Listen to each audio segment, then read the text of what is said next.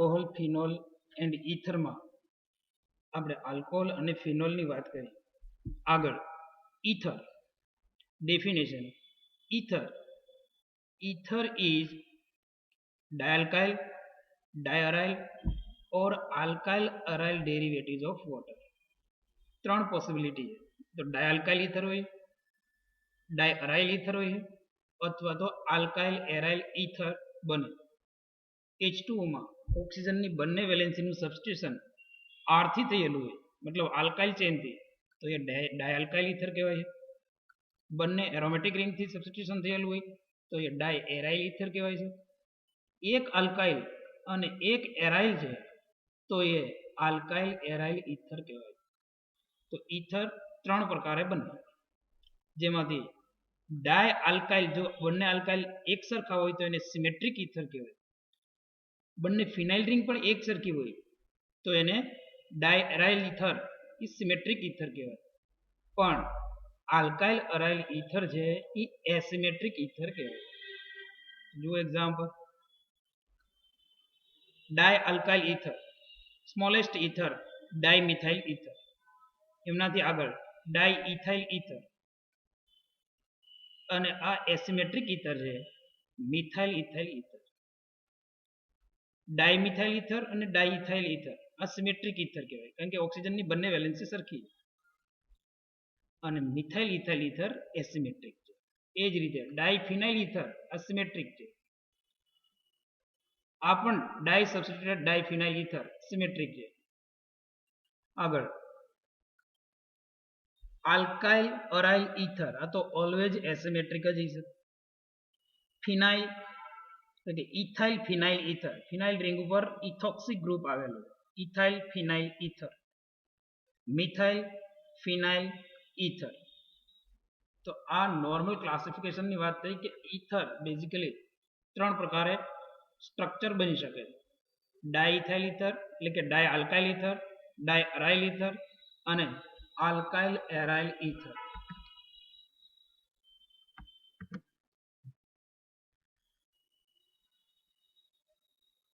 તો ઇથરના ઇન્ટ્રોડક્શનની વાત થઈ. આગળ ઇથરનું જે સ્ટ્રક્ચરના બેઝ ઉપર ક્લાસિફિકેશન છે એમની આપણે વાત કરીએ. Classification of ether based on symmetry. સિમેટ્રીના બેઝ ઉપર ઇથરનું ક્લાસિફિકેશન બે પ્રકારે કરીએ છીએ, એક સિમેટ્રિક ઇથર અને બીજું એસિમેટ્રિક ઇથર. તો આગળ જે વાત કરીએ મુજબ ઓક્સિજનની બંને વેલેન્સી એક સરખી હોય, ઇક્વાવેલન્ટ હોય તો આપણે એને સિમેટ્રિક ઇથર કહીએ છીએ. તો અહીંયા ઓક્સિજનની બંને વેલેન્સી ડાયમિથાઇલ ઇથરમાં એક સરખી છે તો એ સિમેટ્રિક કહેવાય. પણ એક વેલેન્સી મિથાઇલ છે અને એક ઇથાઇલ છે, મતલબ મિથાઇલ ઇથાઇલ ઇથર, તો એ એસિમેટ્રિકમાં આવશે.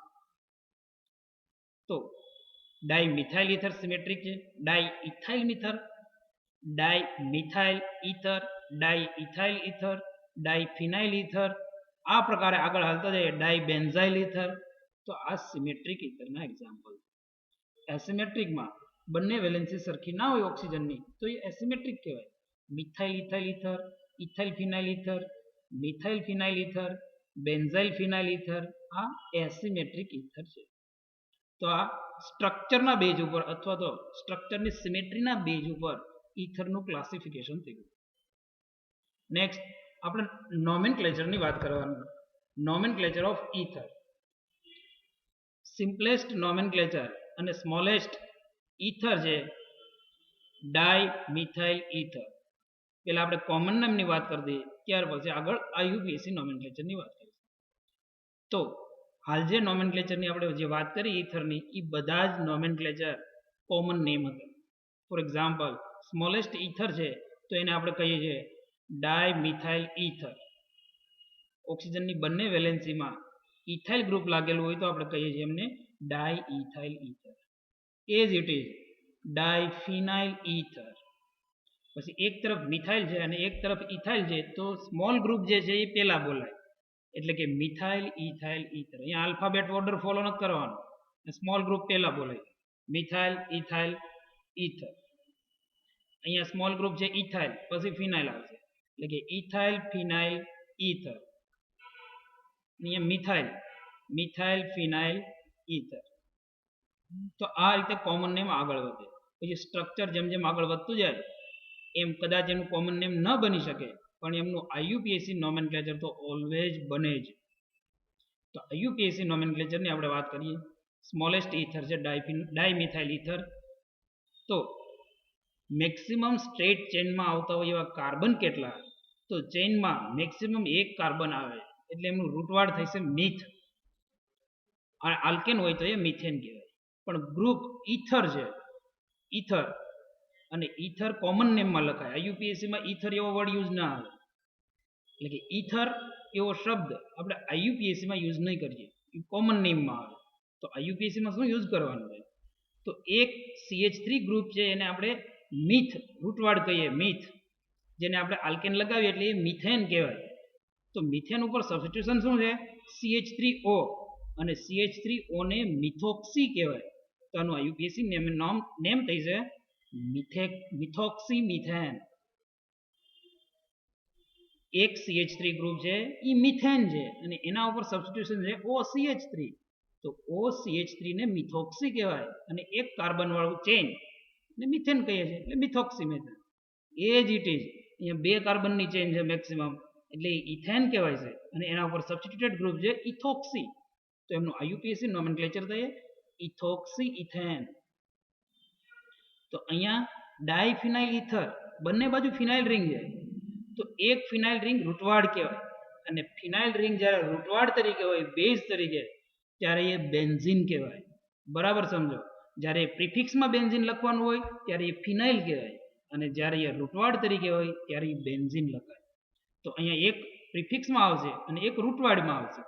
તો એક ફિનાઇલ રિંગ સપોઝ રૂટવાર્ડ છે તો એ બેન્ઝીન લખાય છે અને બેન્ઝીન ઉપર સબસ્ટિટ્યુશન છે ફિનાઇલ રિંગ સાથે ઓક્સિજન, અને ફિનાઇલ રિંગ સાથે ઓક્સિજન હોય તો એને ફિનોક્સી કહેવાય. એટલે એમનું આઈયુપીએસસી નોમેનક્લેચર થાય ફિનોક્સી બેન્ઝીન. ફિનોક્સી બેન્ઝીન. ફિનાઇલ જ્યારે આગળ લખવાનું થાય એટલે કે પ્રિફિક્સમાં ત્યારે એ ફિનાઇલ લખાય અને જ્યારે બેઝ હોય રૂટવાર્ડ ત્યારે એ બેન્ઝીન લખાતું. આગળ આજે 3 આઈયુપીએસસી નોમેનક્લેચરની વાત થઈએ સિમેટ્રિકલ. હવે આપણે 3 જે લઈશું એ એસિમેટ્રિક છે. તો એસિમેટ્રિક ઇથરમાં CH3O CH2 CH3 એટલે કે મિથાઇલ ઇથાઇલ ઇથર છે, જે કોમન નેમ છે મિથાઇલ ઇથાઇલ ઇથર. તો અહીંયા મેક્સિમમ કાર્બનની ચેન જુઓ તો 2 છે, મતલબ આ ઇથેન છે અને ઇથેન ઉપર સબસ્ટિટ્યુશન શું થયેલું છે? CH3O નું, અને CH3O ને આપણે મિથોક્સી કહીએ. તો એમનું આઈયુપીએસસી નેમ થઈ છે મિથોક્સી ઇથેન. મતલબ ઓક્સી સાથે સ્મોલ ગ્રુપ જોડાય, ઓક્સી સાથે નાનું ગ્રુપ જોડાતું હોય મિથોક્સી ઇથેન કહેવાય. અને ઇથાઇલ ફિનાઇલ ઇથર એમાં સ્મોલ ગ્રુપ થાય CH3CH2 એટલે કે ઇથોક્સી છે અને ફિનાઇલ રિંગ છે એ બેઝ રૂટવાર્ડમાં લખાય એટલે એમનું આઈયુપીએસસી નોમેનક્લેચર થાય ઇથોક્સી બેન્ઝીન. બરાબર સમજો, ઇથોક્સી બેન્ઝીન, નહીં કે ફિનોક્સી ઇથેન. અને ફિનોક્સી ઇથેન નો કહેવાય પણ ઇથોક્સી બેન્ઝીન કહેવાય કારણ કે રૂટવાર્ડ અહીંયા ફિનાઇલ રિંગ આવે. એ જ રીતે રૂટવાર્ડ મિથાઇલ ફિનાઇલ ઇથરમાં પણ બેન્ઝીન રિંગ આવશે રૂટવાર્ડ અને પ્રિફિક્સમાં આવશે મિથોક્સી. એટલે આઈયુપીએસસી નેમ થયે મિથોક્સી બેન્ઝીન. તો આ જનરલ અને કોમન આઈયુપીએસસી નોમેનક્લેચર, આઈયુપીએસસી અને કોમન નેમની વાત થઈ ઇથર. નેક્સ્ટ આગળ આપણે જોવાની છે ઇમ્પોર્ટન્ટ સિન્થેસિસ ઓફ ઇથર. નામથી પણ આવે છે વિલિયમસન સિન્થેસિસ. ખૂબ જ ઇમ્પોર્ટન્ટ છે. ઇથરની વેલ નોન અને ફેમસ સિન્થેસિસ જે નામથી પણ પૂછે, વિલિયમસન સિન્થેસિસ. જો શું કહે છે Williamson synthesis? The reaction of alkoxide with alkyl halide to give appropriate ethers, that is known as Williamson synthesis. The reaction of alkoxide with alkyl halide to give appropriate ethers, that is known as Williamson synthesis. मतलब alkoxide અને એમનું reaction alkyl halide સાથે કરીએ તો જે કંઈ પણ product મળે એ ઇથર હશે અને આ સિન્થેસિસને વિલિયમસન સિન્થેસિસ કહીએ. જો reaction Williamson synthesis alkoxide plus alkyl halide. પછી આલ્કોક્સાઇડ તમે કોઈ પણ રીતે બનાવો, એલિફેટિક આલ્કોહોલ હોય કે એરોમેટિક આલ્કોહોલ, અને જો એરોમેટિક આલ્કોહોલ હોય તો એને ફિનોલ કહેવાય. એની એસિડિટીની વાત આપણે લાસ્ટ લેક્ચરમાં વાત કરી હતી એમની એસિડિટીની. એ પછી આલ્કોહોલ હોય કે ફિનોલ, પણ આપણે અહીંયા આલ્કોક્સાઇડ લેવાનું છે. આલ્કોક્સાઇડ એ સોડિયમનો હોય કે પોટેશિયમનો હોય. Alkoxide plus alkyl halide to gives appropriate ethers that is known as Williamson synthesis. તો આ વિલિયમસન સિન્થેસિસનો પ્રિન્સિપલ કહે છે. અને વિલિયમસન સિન્થેસિસ છે એના માટે આપણે આલ્કોક્સાઇડ અલગ અલગ બનાવી શકીએ. પ્રિપરેશન ઓફ આલ્કોક્સાઇડ આલ્કોહોલમાંથી પણ બને છે અને ફિનોલમાંથી પણ બને. આલ્કોહોલમાંથી કઈ રીતે બને તો આપણે લાસ્ટ લેક્ચરમાં વાત કરી કે આલ્કોહોલ છે એ વેરી વીક એસિડ છે, very weak acid. Alcohol is very weak acid. તો એનો મતલબ શું થયો કે alcohol is very weak acid, so it react with alkali metal only and it gives sodium alkoxide. Aqueous solution of alkali સાથે alcohol નું reaction ન થાય. સ્ટ્રોંગ બેઝ કે વીક બેઝ સાથે આલ્કોહોલ રિએક્શન ના આપે, પણ માત્ર સોડિયમ અથવા પોટેશિયમ મેટલ સાથે રિએક્શન આપી અને આલ્કોક્સાઇડ બનાવે. તો જુઓ, ટુ ઇક્વિવેલન્ટ આપણે ઇથેનોલ લઈ લઈએ, સાથે સોડિયમ છે, સોડિયમ મેટલ, તો ટુ ઇક્વિવેલન્ટ સોડિયમ ઇથોક્સાઇડ બનશે અને સાથે હાઇડ્રોજન ગેસ લિબરેટ થશે. તો આ રીતે સોડિયમ ઇથોક્સાઇડ બનાવવાનું હોય. એટલે આલ્કોહોલમાંથી આ રીતે આલ્કોક્સાઇડ બને. પણ માનો કે ફિનોલ છે, એરોમેટિક આલ્કોહોલ છે, તો એરોમેટિક આલ્કોહોલ છે સ્ટ્રોંગ બેઝ સાથે રિએક્શન આપે. Phenol is weak acid and it gives the reaction with strong base, NaOH અથવા KOH સાથે રિએક્શન આપશે અને એપ્રોપ્રિએટ આલ્કોક્સાઇડ બનાવશે. સપોઝ ફિનોલ છે તો ફિનોલનું રિએક્શન એક્યુએસ NaOH સાથે કરીએ તો સોડિયમ ફિનોલેટ અથવા તો સોડિયમ આલ્કોક્સાઇડ, સોડિયમ ફિનોક્સાઇડ બનાવે. ફ્રોમ ફિનોલ, ફિનોલમાંથી સ્ટ્રોંગ બેઝ સાથેના રિએક્શનથી સોડિયમ ફિનોલેટ અથવા સોડિયમ ફિનોક્સાઇડ બને. આ આલ્કોક્સાઇડ તૈયાર થઈ ગયું. હવે ફિનોલમાંથી અથવા તો આલ્કોહોલમાંથી એકવાર આલ્કોક્સાઇડ બની જાય પછી એમનું રિએક્શન આપણે કરાવવાનું છે આલ્કાઇલ હેલાઇડ સાથે, અને આલ્કાઇલ હેલાઇડ સાથે રિએક્શનથી ઈથર મળે છે, જેને આપણે વિલિયમસન સિન્થેસિસ કહીએ છીએ. તો અહીંયા આપણે ફિનોલ અને આલ્કોહોલમાંથી પહેલા આલ્કોક્સાઇડ બનાવ્યું છે અને આલ્કોક્સાઇડનું રિએક્શન આલ્કાઇલ હેલાઇડ સાથે કરવાનું છે. અને આલ્કાઇલ હેલાઇડ સાથે રિએક્શન કરતા બંને પ્રકારના ઈથર આપણે બનાવી શકીએ છીએ. બંને પ્રકારના મતલબ સિમેટ્રિક અને એસિમેટ્રિક બંને ઈથર બને. By the Williamson synthesis it is used for the synthesis of both types of ethers. બંને પ્રકારના કયા તો કે સિમેટ્રિક અને એસિમેટ્રિક ઈથર્સ. બંને પ્રકારના ઈથર આપણે બનાવી શકીએ. તો જુઓ, પેલા સિમેટ્રિક ઈથરની વાત કરી દઈએ કે સિમેટ્રિક ઈથર કેમ બનશે. જો રિએક્શન સોડિયમ મિથેનોએટ, જે હમણાં જ આપણે વાત કરી કે સોડિયમ મિથેનોએટ કઈ રીતે બન્યો હોય તો કે two equivalent methanol plus two equivalent sodium metal to give sodium methanoate plus H2 liberate થઈ છે, એટલે સોડિયમ મિથેનોએટ બનેલો. અને એમનું રિએક્શન ક્લોરોઇથેન અથવા તો ઇથાઇલ ક્લોરાઇડ સાથે કરીએ તો એપ્રોપ્રિએટ ઈથર બનશે, મિથોક્સી ઇથેન. NaCl રિમૂવ થઈ અને મિથોક્સી ઇથેન આપે. આ જ રીતે સોડિયમ ફિનોલેટ લીધેલો હોય અને ઇથાઇલ બ્રોમાઇડ લીધું છે તો એમના રિએક્શનથી ઇથોક્સી બેન્ઝીન બને છે અને NaBr રિમૂવ થઈ છે. તો આ એસિમેટ્રિક ઈથર તૈયાર થાય. એસિમેટ્રિક ઈથર બનાવવા માટે જે કાર્બન ચેન આલ્કોક્સાઇડમાં છે અને આલ્કાઇલ હેલાઇડમાં છે એ ચેન અલગ અલગ રાખો, નંબર ઓફ કાર્બન અલગ રાખો, એટલે એસિમેટ્રિક ઈથર બનશે. આ એસિમેટ્રિક ઈથરની વાત થઈ. એ જ રીતે સિમેટ્રિક ઈથર આપણે બનાવી શકીએ. સિમેટ્રિક બંનેમાં કાર્બનની ચેન સરખી રાખો. અહીંયા સોડિયમ મિથેનોએટ છે તો અહીંયા મિથાઇલ ક્લોરાઇડ રાખો, તો જે ઈથર બને છે એ બનશે મિથોક્સી મિથેન અથવા તો ડાયમિથાઇલ ઈથર. અને બંનેમાં ફિનાઇલ એક રિંગ રાખી દઈએ, સોડિયમ ફિનોલેટ અને બ્રોમોબેન્ઝીન, તો NaBr રિમૂવ થઈ અને ફિનોક્સી બેન્ઝીન બનશે. તો આ જે તૈયાર થાય છે એ સિમેટ્રિક ઈથર છે. Symmetric ether. તો વિલિયમસન સિન્થેસિસથી બંને પ્રકારના ઇથર આપણે બનાવી શકીએ. તો જો વિલિયમસન સિન્થેસિસ શું કહીએ? The reaction of alkoxide with alkyl halide to give appropriate ethers, that is known as Williamson synthesis. Alkoxide plus alkyl halide ether આપે અને આલ્કોક્સાઇડ આલ્કોહોલ અને ફિનોલ બંનેમાંથી બનાવી શકીએ. આલ્કોહોલનું રિએક્શન સોડિયમ મેટલ સાથે અથવા તો પોટેશિયમ મેટલ સાથે કરવાનું હોય છે અને ફિનોલ છે એ સ્ટ્રોંગ બેઝ NaOH અથવા KOH સાથે રિએક્શન આપી અને સોડિયમ અથવા પોટેશિયમ ફિનોક્સાઇડ આપે છે.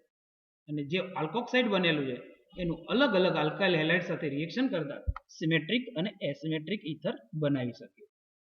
તો આ વાત થઈ વિલિયમસન સિન્થેસિસ. નેક્સ્ટ ઇથરના કેમિકલ રિએક્શનની આપણે વાત કરવાની. Chemical reactions of ether. First reaction છે reaction with Cl2 in light, sunlight. ઇથરનો સનલાઇટ સૂર્યપ્રકાશની હાજરીમાં રિએક્શન કરવાનું. તો જુઓ કેવા પ્રકારનું રિએક્શન થયું. ઇથોક્સી ઇથેન ફોર એક્ઝામ્પલ લઈએ diethyl ether, ethoxy ethane in the presence of sunlight. એમની જે પ્રોડક્ટ આવે છે એ ઓલ સબસ્ટિટ્યુટેડ ક્લોરિન, બધા જ હાઇડ્રોજનનું સબસ્ટિટ્યુશન ક્લોરિનથી થઈ ગયેલું હોય જેનું નામ થાય છે પર ક્લોરો ડાઇથાઇલ ઇથર. જ્યારે કોઈ પણ એટમ જરૂર કરતાં વધારે પ્રમાણમાં લાગેલા હોય ત્યારે પર એવો વર્ડ યુઝ થાય. પર જેવી રીતે પર આયોડિક એસિડ છે, પેરોક્સી એસિડ છે, એમાં ઓક્સિજન જરૂર કરતાં વધારે હોય એટલે પર વર્ડ યુઝ થતો હોય. અહીંયા ક્લોરિન જરૂર કરતાં વધારે એટલે પર chloro diethyl ether. Starting material છે ઇથોક્સી ઇથેન. એમને sunlight presence of light Cl2 સાથે રિએક્શન કરીએ તો પર ક્લોરો ડાઇથાઇલ ઇથર છે 10 હાઇડ્રોજનનું સબસ્ટિટ્યુશન ક્લોરિનથી થઈ જાય. તો આ ઇથરનું રિએક્શન છે સનલાઇટની હાજરીમાં. આગળ reaction of ether with the presence of dark અથવા absence of light. Reaction with ether in Cl2. Cl2 સાથે ઇથરનું રિએક્શન ડાર્કમાં, ડાર્ક અથવા તો એમ કે એબ્સન્સ ઓફ લાઇટ. તો જો રિએક્શન આ પ્રકારનું રહેશે ethoxy ethane in dark Cl2. તો ક્લોરિન સાથેના રિએક્શનથી ઇથરનો આલ્ફા હાઇડ્રોજન સબસ્ટિટ્યુટ થઈ અને ક્લોરિન લાગી જાય છે. Alpha hydrogen. હવે આલ્ફા હાઇડ્રોજન કોને કહેવો? તો ઓક્સિજનની બાજુનો જે કાર્બન હોય એને આલ્ફા કાર્બન કહેવાય. બંને બાજુ થાય, એક આલ્ફા કહેવાય કાર્બન તો બીજો આલ્ફા ડેશ. તો આલ્ફા કાર્બન ઉપર રહેલો હાઇડ્રોજન આલ્ફા હાઇડ્રોજન કહેવાય અને આલ્ફા ડેશ કાર્બન ઉપર જઈએ આલ્ફા ડેશ હાઇડ્રોજન કહેવાય. તો ડાર્ક Cl2 સાથેના રિએક્શનથી આલ્ફા કાર્બન ઉપર રહેલો હાઇડ્રોજન એટલે કે આલ્ફા હાઇડ્રોજન સબસ્ટિટ્યુટ થઈ ત્યાં ક્લોરિન એન્ટર થાય જેનું IUPAC નેમ થઈ છે 1-ક્લોરો 1-ઇથોક્સી ઇથેન અને કોમન નેમ થાય છે alpha chloro diethyl ether. Alpha chloro diethyl ether અથવા IUPAC 1-ક્લોરો 1-ઇથોક્સી ઇથેન. એનું ફર્ધર રિએક્શન કરીએ આગળ Cl2 ઇન ડાર્ક. તો હજુ એક Cl એન્ટર થઈ જાય. ક્યાં એન્ટર થાય? તો બીજો જે આલ્ફા ડેશ કાર્બન છે એમના હાઇડ્રોજન ઉપર, મતલબ આલ્ફા ડેશ હાઇડ્રોજન ઉપર, એટલે એમનું કોમન નેમ થઈ છે આલ્ફા ડેશ ડાયક્લોરો ડાઇથાઇલ ઇથર. જ્યારે IUPAC નેમ થઈએ 1-ક્લોરો 1-1-ક્લોરો ઇથોક્સી ઇથેન. હજુ માનો કે આનું ડાર્ક Cl2 સાથે રિએક્શન કરાવીએ તો હજુ જે આલ્ફા હાઇડ્રોજન છે એ સબસ્ટિટ્યુટ થાય અને હજુ ચોથું સ્ટેપ એપ્લાય કરી દઈએ તો બીજો આલ્ફા હાઇડ્રોજન છે એ પણ નીકળી જાય. મતલબ ચારેય આલ્ફા હાઇડ્રોજન ઉપર ક્લોરિન એન્ટર થતા જાય. તો Cl2 સાથે ડાર્કમાં ઇથરનું રિએક્શન આ પ્રકારનું થાય. Step by step chlorine alpha hydrogen સાથે સબસ્ટિટ્યુટ થતો જાય, મતલબ કે આલ્ફા કાર્બન ઉપર ક્લોરિન એન્ટર થતો જાય. તો reaction with Cl2 in dark.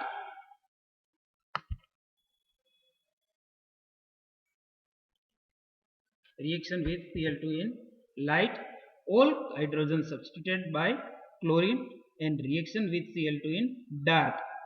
Step by step alpha hydrogen substituted by chlorine. Next, reaction with dilute sulphuric acid સાથેનું રિએક્શન જોવાનું. આ એક પ્રકારનું હાઇડ્રોલિસિસ રિએક્શન છે. ડાયલ્યુટ સલ્ફ્યુરિક એસિડ સાથેનું reaction.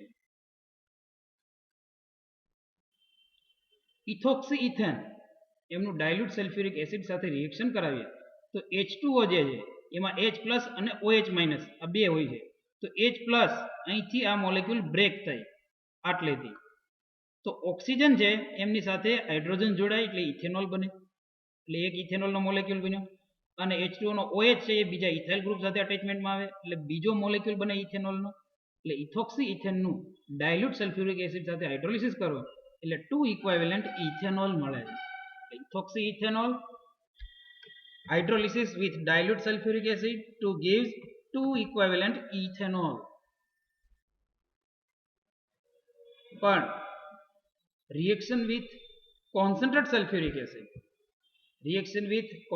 sulfuric acid hydrolysis of ether આગળ જે જોયું dilute sulfuric acid સાથે રિએક્શન તો 2 equivalent ethanol આવે.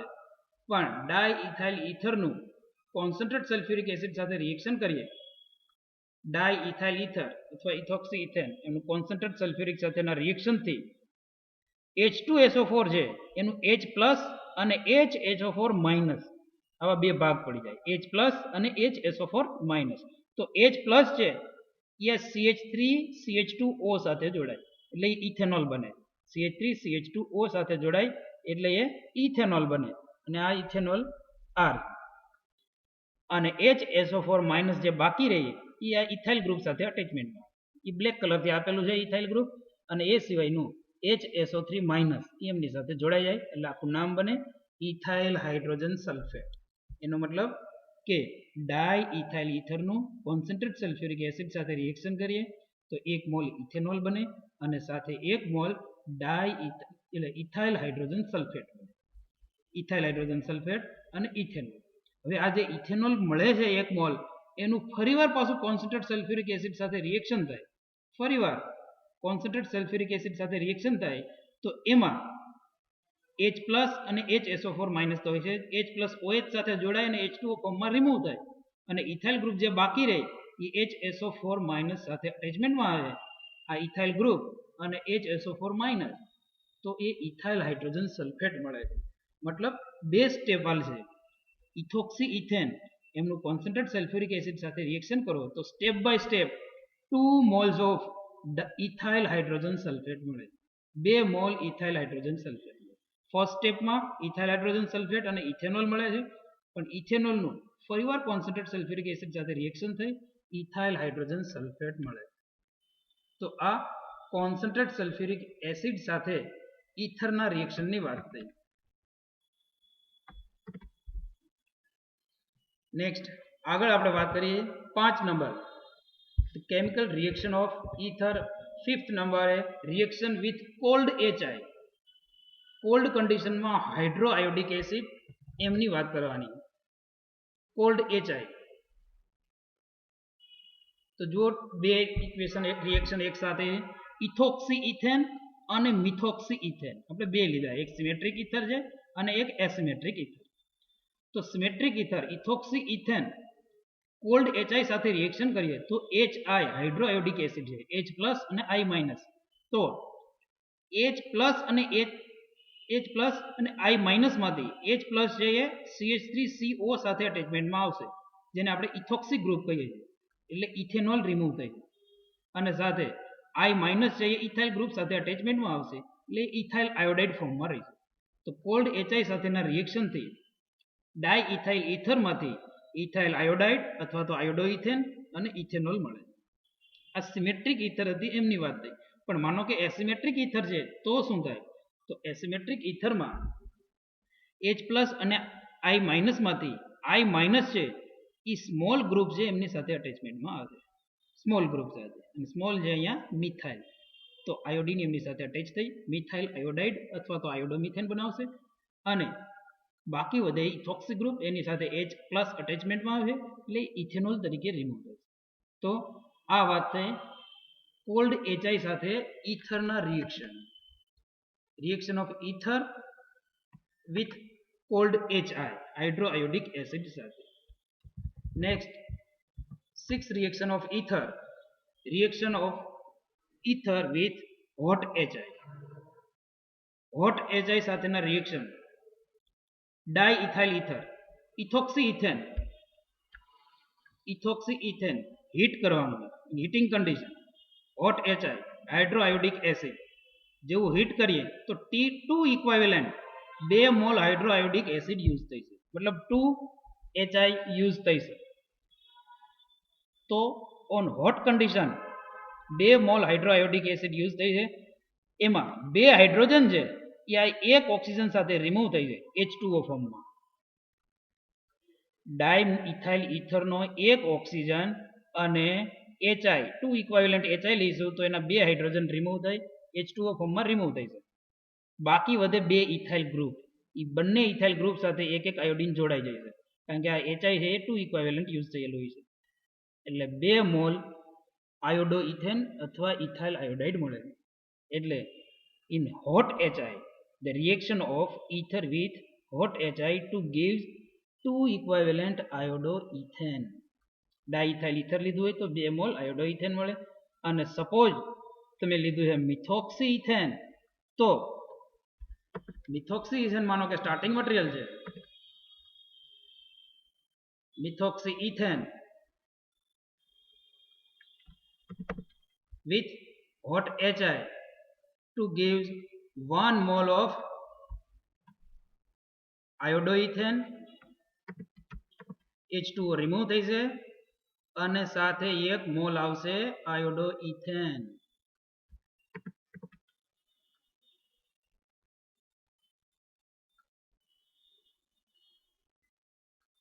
આયોડોઇથેન આ રીતે પ્રોડક્ટ આવશે H2O ને સાથે.